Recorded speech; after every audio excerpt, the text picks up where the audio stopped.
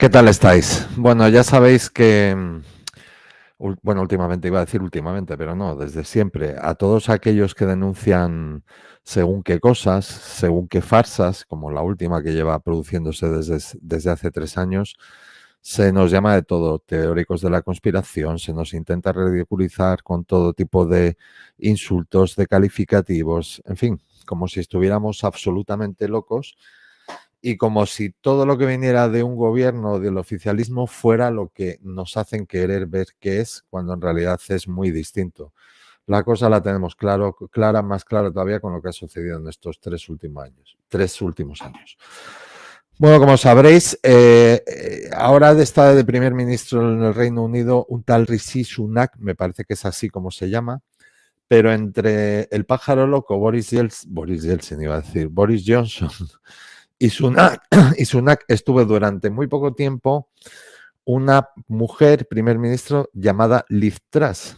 Bueno, pues Liz Truss ha dejado claro que en un artículo publicado en el Telegraph, creo que es el Daily Telegraph, Sunday Telegraph, que los que estamos con eso de la teoría de la conspiración no vamos tan desencaminados y, en fin, tenemos más razón o más razones que las que nos hacen querer ver esos que nos ridiculizan. Voy a leer el artículo entero, es un poco largo, como veréis, pero me parece bastante importante porque es nada más y nada menos que el ex primer ministro del Reino Unido, que después de 40 días de mandato dice cosas muy, muy interesantes. Esto lo he cogido de la propia página web de ella, de Elizabeth Truss. Aquí la veis. Honorable Liz Truss. Ensayo del Sunday Telegraph. Supuse que al entrar en Downing Street se respetaría mi mandato. Qué equivocada estaba. Este ensayo se publicó por primera vez en el Sunday Telegraph el 5 de febrero de 2023, es decir, ayer. Esta semana hace un año que fui a Moscú como secretaria de Asuntos Exteriores para advertir a mi homólogo ruso de las graves consecuencias que tendría cualquier invasión de Ucrania. Si alguien me hubiera dicho entonces que 12 meses después sería un parlamentario secundario, después de un mandato de 49 días como primer ministro, no lo habría creído. Desde mi partida de Downing Street hace poco más de 100 días, he pasado muchas horas reflexionando sobre lo que sucedió durante mi tiempo allí. Qué salió mal y qué podría haber hecho de otra manera. Este examen de conciencia no ha sido fácil. Ahora quiero exponer desde mi perspectiva lo que pasó y lo que he aprendido. Cuando Boris Johnson anunció su renuncia como primer ministro el jueves 7 de julio, yo estaba en Bali asistiendo a una reunión de ministros de Relaciones Exteriores del G20 y vi su discurso en vivo en mi habitación de hotel. Me pareció una locura de poner a un líder que había obtenido una mayoría de 80 escaños en la Cámara de los Comunes para el Partido Conservador hacía menos de 3 años. Siempre supuse de que Boris lucharía en las próximas elecciones generales de 2024. Ser candidato al liderazgo era una perspectiva lejana y como resultado no tenía ningún tipo de infraestructura para la contienda en la que se había dado el pistoletazo de salida. Acaba de ser despedido. Todo lo que tenía en esa habitación de hotel a casi 8.000 millas de Westminster era una serie de mensajes instándome a regresar a Londres, incluido uno de un colega ministro de Relaciones Exteriores que simplemente decía: vuelve a casa, mujer, y comienza a apresurarte. Eso es lo que me sentí obligado a hacer.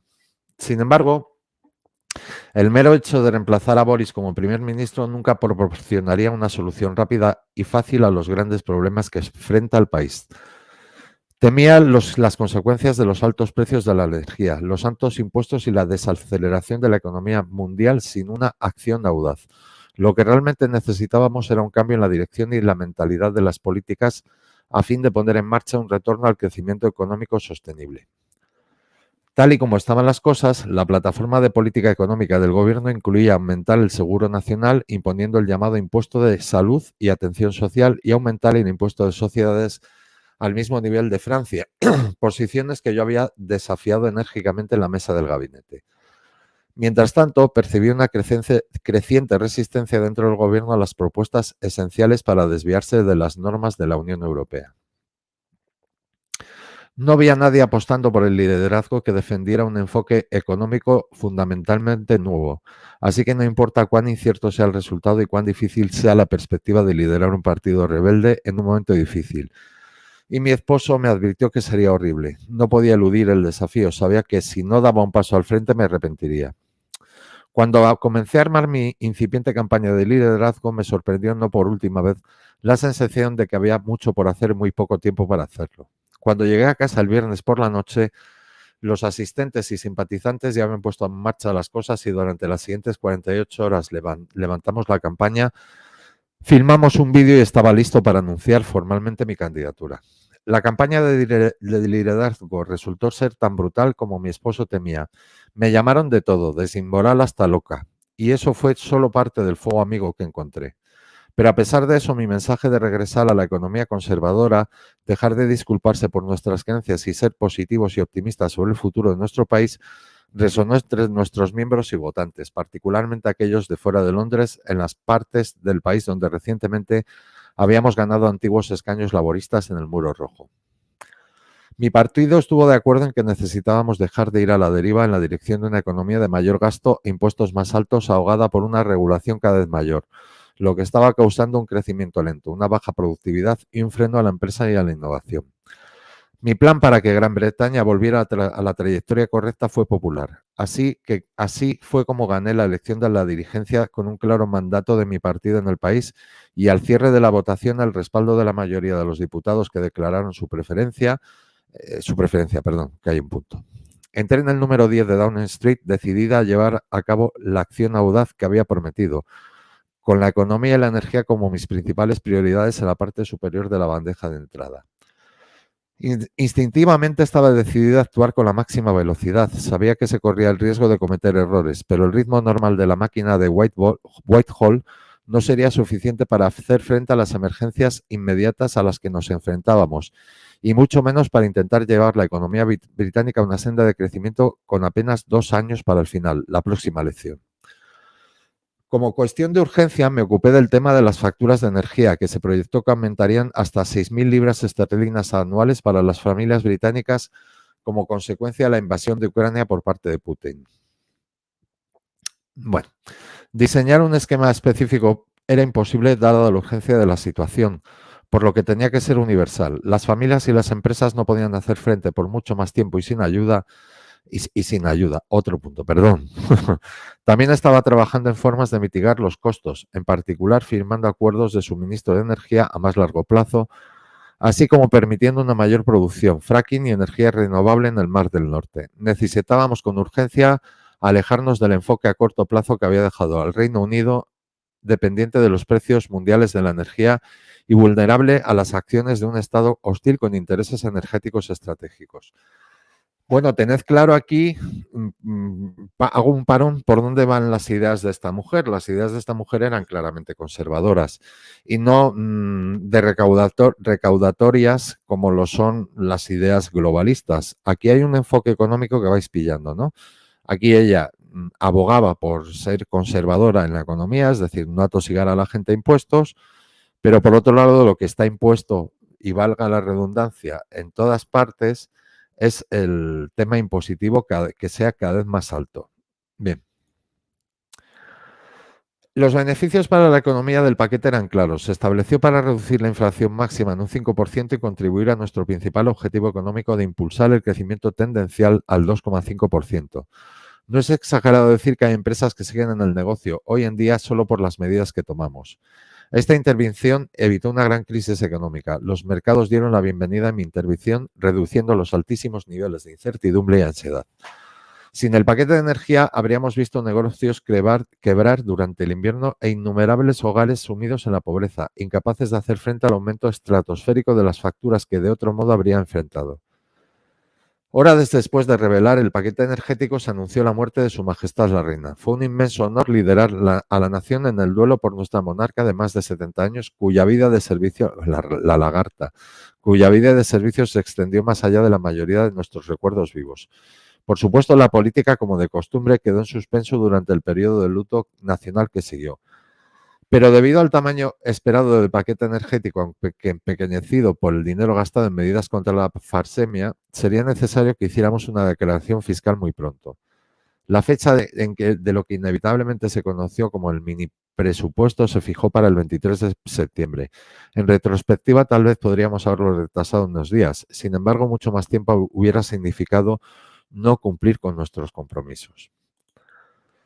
Hubo preocupaciones en algunos sectores de que el anuncio no estaría acompañado por pronósticos de la Oficina de la Responsabilidad Presupuestaria. Sin embargo, el propósito central de la obra OBR es producir pronósticos semestrales sobre si el Gobierno está en camino de cumplir con sus objetivos fiscales. Encargar un informe de esa coyuntura no hubiera sido apropiado, dado que la previsión no habría podido tomar en consideración las futuras decisiones de gasto que planeábamos plasmar en el plan fiscal de mediano plazo unas semanas después.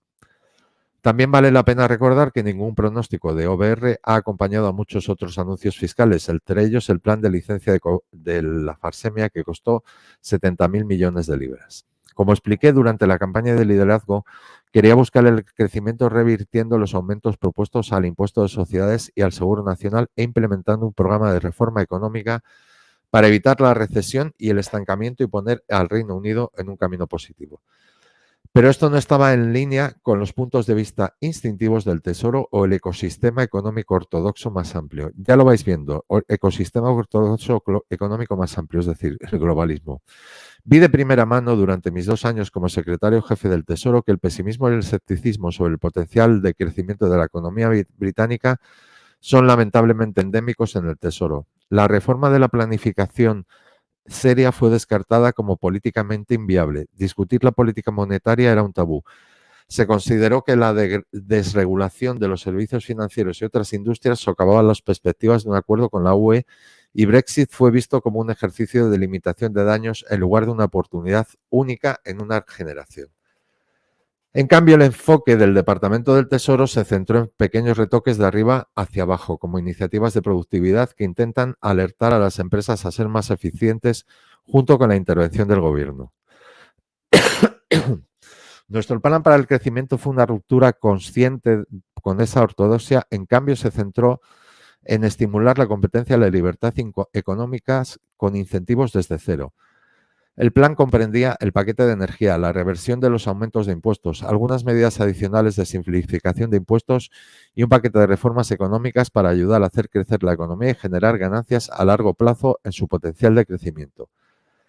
Estas reformas del lado de la oferta incluyeron la creación de zonas de inversión donde se liberalizarían las normas de planificación y se reducirían los impuestos para atraer inversiones internas.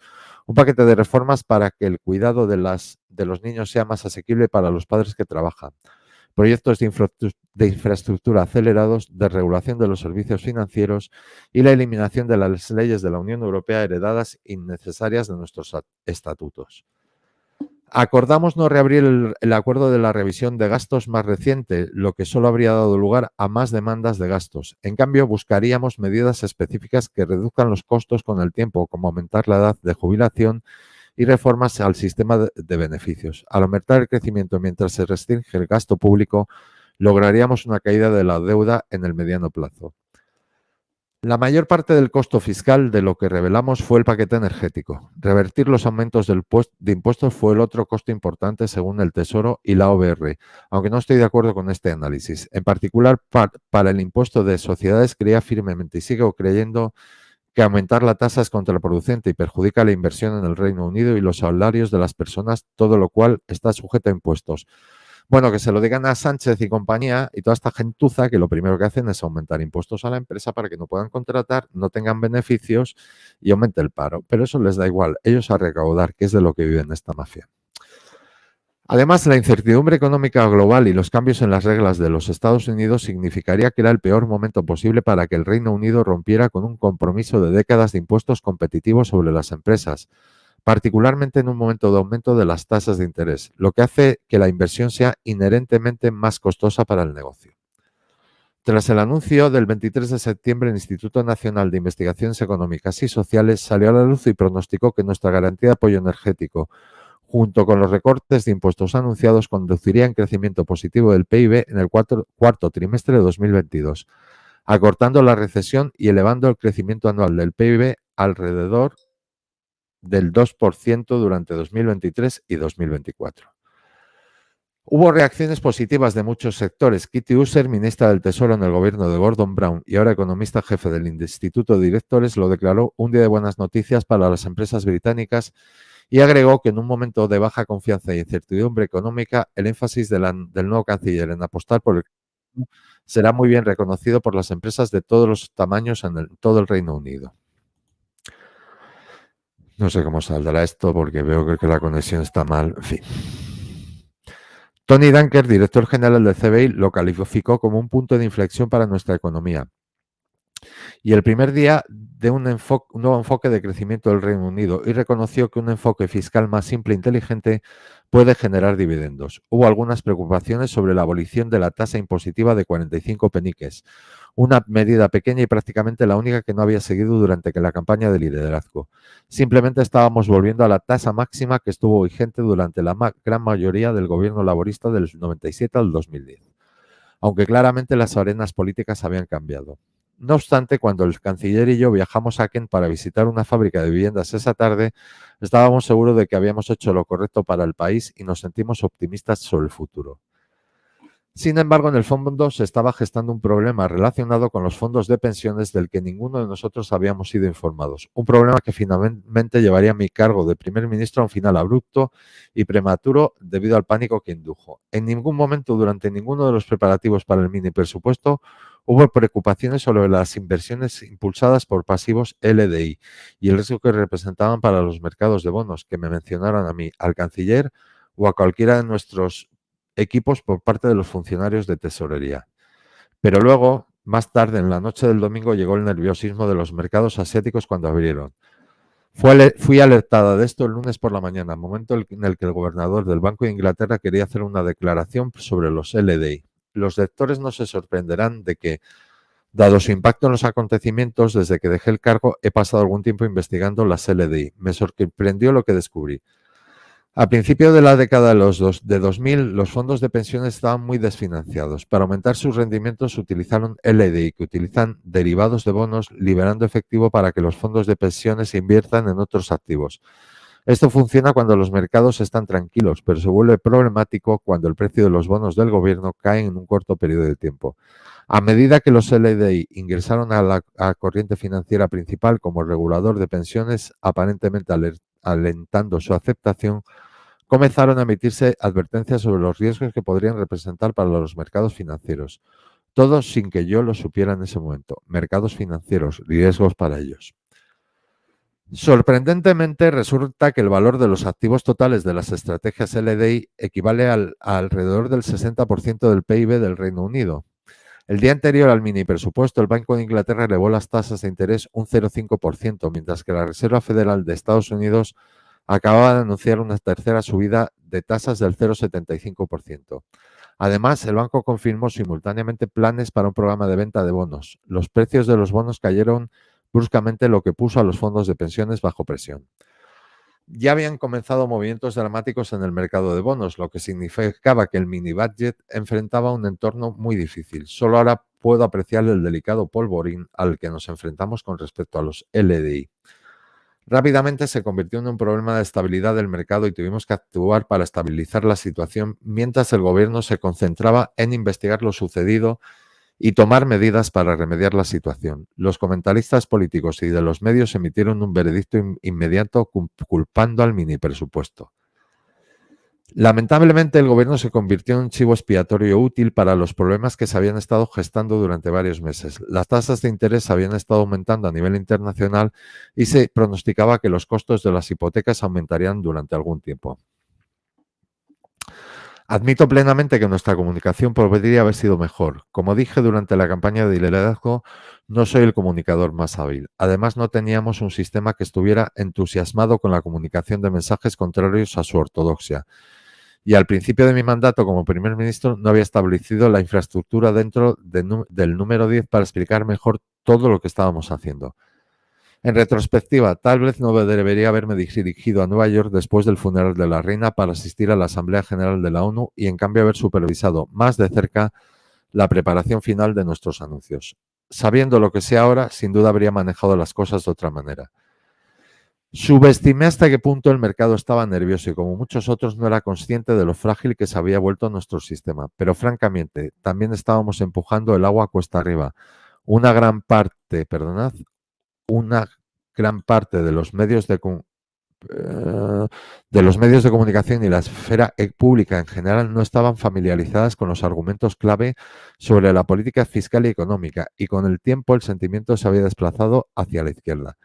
Esto se debe en parte a que nosotros, los conservadores, no logramos presentar estos argumentos lo suficiente desde 2010, sino que los triangulamos con la política laborista. También quedó claro que, aparte de los desacuerdos internos dentro de mi propio partido, había un consenso más amplio a favor de aumentar los impuestos.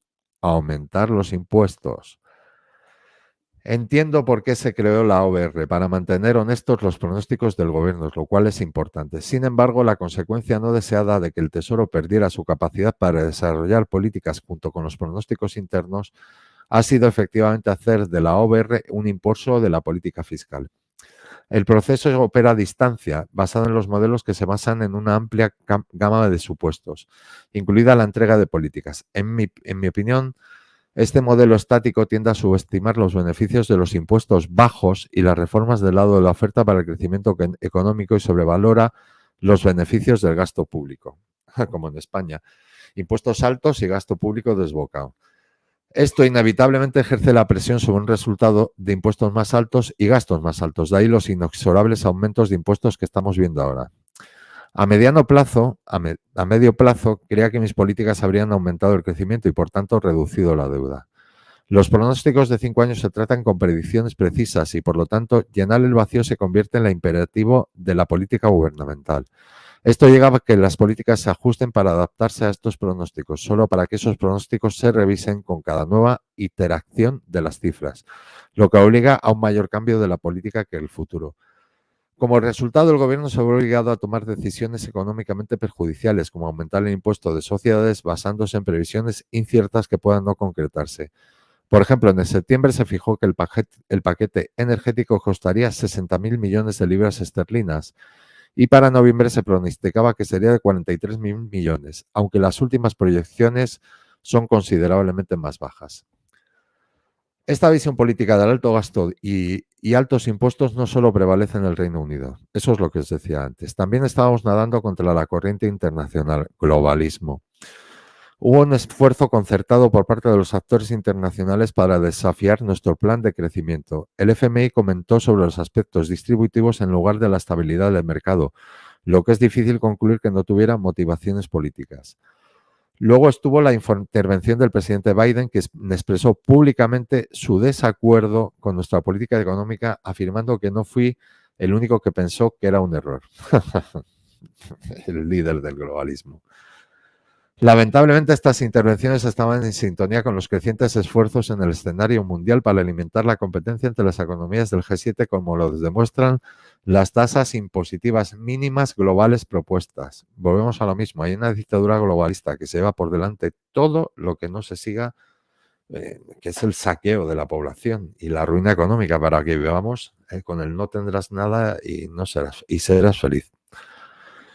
Enfrentando los vientos en contra que tuvimos, no podía permitir que los mercados, respaldados por este consenso económico, siguieran apostando contra el Reino Unido. Al poco tiempo, altos funcionarios me advirtieron de forma muy severa que una mayor agitación en el mercado podría dejar al Reino Unido incapaz de financiar su propia deuda. Por eso, a regañadientes, llegué a la conclusión de que no tenía otra opción que destituir al canciller y cambiar la política. Estaba profundamente perturbada por tener que hacer eso. Quassia había elaborado un paquete valiente que fue genuinamente transformador. Es un pensador original y un gran defensor de las ideas conservadoras. Pero en este punto estaba claro que la agenda política no podía sobrevivir y mi prioridad tenía que ser evitar un colapso grave en el Reino Unido. Sigo creyendo que tratar de cumplir con la receta política original con la que luché en la elección del liderazgo fue lo correcto, pero las fuerzas en contra eran demasiado grandes. Estoy muy convencido, muy complacida de que sobrevivieran algunos elementos, la reversión del aumento del seguro nacional y los recortes en el impuesto del timbre. Y estas medidas han aliviado un poco la carga de las familias trabajadoras y las que compran su propia casa. Pero obviamente iba a ser difícil permanecer como primer ministro después de abandonar el impulso de la plataforma en la que había sido elegido. Y ya estaba claro que elementos del partido parlamentario no estaban preparados para permitirme quedar. No pretendo ser inocente de lo que sucedió, pero fundamentalmente no tuve una oportunidad realista de promulgar mis políticas por parte de un establishment económico muy poderoso junto con la falta de apoyo político. Establishment político, económico muy poderoso. Ahí, como estaréis viendo, ahí ya se empieza a notar por dónde van los tiros. Bueno, ya van notándose, si os dais cuenta, a lo largo de todo el artículo. Su forma de ver la economía y el crecimiento no es el mismo que el que impone el globalismo, ese globalismo que es un poco socialdemócrata, que consiste en saquear impuestos a la gente y dejarles con 4 duros para que las élites vivan de lo lindo, las élites políticas y económicas. De manera similar, subestimé la resistencia dentro del Partido Parlamentario Conservador para pasar a una economía menos regulada y con impuestos más bajos. El furor por la reducción de la tasa máxima del impuesto sobre la renta fue prueba de ello. En el paquete general de medidas fue en términos fiscales, poco más que un error de redondeo, equivalente al 0,2% del gasto público. Aunque la medida era económicamente sólida, subestimé la reacción política que enfrentaría, que se centró casi por completo en la óptica. Sabía cuando avancé rápidamente con mi política de crecimiento económico que había un riesgo para mi posición. Habría sido más fácil no actuar, pero yo creía que el mayor riesgo para el país hubiera sido no hacer nada. Para mí el statu quo no era una opción. Bueno, lo está diciendo claro, o sea, si se llega a quedar con lo que le mandaban, por así decirlo, o sea, sin hacer nada, habría sido mucho más fácil para ella. Pero ya en el fondo lo que buscaba es el beneficio, por lo que está diciendo, de la gente. Para mí el statu quo no era una opción, es decir, las élites no era una opción, es decir, prefería la mejoría de la gente a lo que le impusieran. Quería convertirme en primer ministro para cambiar las cosas, no para gestionar el declive o para presidir que nuestro país se estancara. Lo dejé claro durante la elección de liderazgo y creo que es por eso que los miembros del partido votaron por mí. Y aunque hay muchas maneras en que la política podría haberse comunicado mejor o modificado para hacerla más aceptable, me cuesta ver cómo eso habría cambiado los fundamentos de lo que sucedió. Hemos terminado en una situación como país donde la política fiscal está en una camisa de fuerza. Además, existe un preocupante consenso económico, tanto a nivel nacional como cada vez más internacional, que impide el dinamismo y el crecimiento económico. Fijaos lo que dice entre líneas esta mujer. Está diciendo lo que hay impuesto. Es una dictadura económica para que se nos saque, está claro. Los ingresos medios aquí en el Reino Unido ahora están muy por debajo de los de Estados Unidos o Noruega y del promedio o en los países desarrollados. Si queremos tener éxito en colocar a nuestro país en el camino del alto crecimiento, el aumento de los salarios y volverse más competitivos a nivel internacional, las cosas deben cambiar. No hemos hecho lo suficiente durante la última década para presentar los argumentos a favor de una economía más desregulada y con impuestos más bajos, lo que significa que no se habían sentado las bases para lo que yo buscaba hacer. Si no somos capaces de persuadir al electorado en general de que los impuestos cada vez más altos, un régimen regulatorio cada vez más restrictivo y los niveles históricamente altos de gasto estatal son las principales causas subyacentes del mal desempeño económico, no van a simpatizar con el tipo de política enfoque que defiendo. Y si el consenso general es que el bicho, el Brexit y la invasión rusa de Ucrania son los únicos factores que han influido en nuestra economía, entonces la salida del statu quo, que simplemente no es políticamente factible. Lo entendéis, ¿no? Se necesita hacer más para proporcionar un análisis básico de las causas profundas de nuestros problemas económicos. Y aunque vi el poder de la masa de intereses creados dentro de muchos departamentos de Whitehall durante mis más de 10 años en el cargo ministerial, subestimé seriamente la fuerza de la ortodoxia económica y su influencia en el mercado. Leyendo entre líneas aquí es brutal lo que dice esta mujer. No hay duda de que la experiencia del otoño pasado fue dolorosa para mí personalmente, pero me enseñó mucho y ampliaré las lecciones que aprendí en las próximas semanas y meses. He perdido la cuenta de cuántas personas me han escrito o se me han acercado desde que dejé Down Street para decirme que creían que mi diagnóstico de los problemas que causaban el letargo económico en nuestro país era el correcto y que compartían mi entusiasmo por las soluciones que estaba proponiendo. Si bien lamento no haber podido implementar mi programa completo, sigo siendo optimista para el futuro con el Reino Unido.